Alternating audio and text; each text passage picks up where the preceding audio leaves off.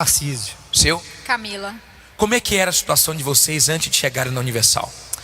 Eu comecei a usar droga, bispo, desde 13 anos de idade, né? A gente já veio de uma vida já muito perturbada, tá? Vim de um casamento fracassado quando eu cheguei, né? Conheci ela, achei que ela era a minha resposta, né? Eu sempre tive aquilo de querer família, de querer, mas era promíscuo, eu era perturbado mesmo.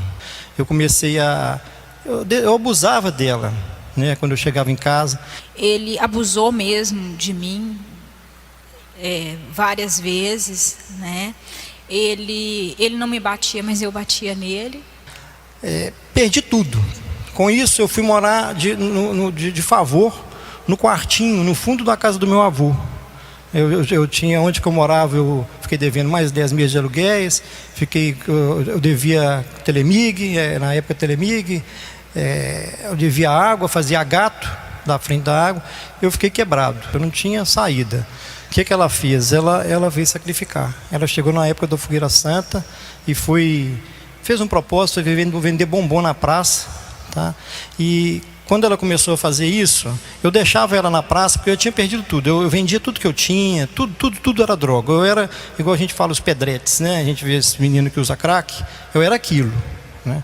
Ela fez esse propósito. Eu deixava ela para vender o bombom e saía para arrumar alguma coisa para fazer droga, né? E um dia na praça, comecei a ficar, nesse meio tempo que ela estava sacrificando, eu comecei a ficar na praça e um dia vendo ela, minha ficha caiu, né? Foi o melhor dia da minha vida, porque aquele dia eu tive consciência que eu era escravo, que eu estava escravizado por aquilo, né?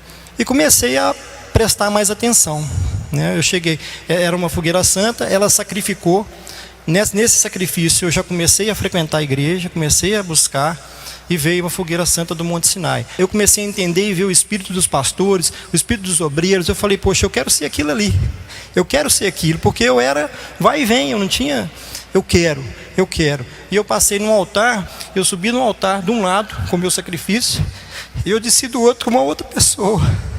Eu abri a visão, eu comecei a trabalhar. A mesma coisa que eu fazia, eu comecei a colocar força, o espírito mudou, as coisas foram acontecendo. Hoje, bispo, a gente saiu de uma casa, né, que a gente morava no fundo de quartinho de favor, além de a gente ter vários imóveis, a gente mora no imóvel hoje que vale mais de 2,5 milhões, né? A gente hoje tem uma vida de qualidade.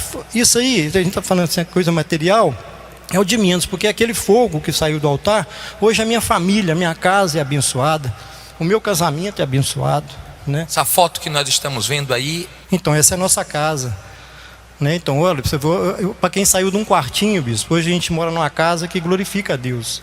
Eu sei que não é nada, né? Mas a gente mora do lado do governador. Então, poxa vida, né? Você lembra como é que era a nossa casa? A gente começou a trabalhar com filtro automotivo, a nossa mesa era filtro, porque a gente não tinha mesa, não tinha sofá. Eu tinha vergonha, quando a gente começou a sair do quartinho, era aqueles tacos cheios de cupim soltando, o forro saindo. Pena que eu não tinha essa consciência, que eu devia ter fotografado na época, o forro caindo de cupim, né? Olha onde que a gente mora hoje, né?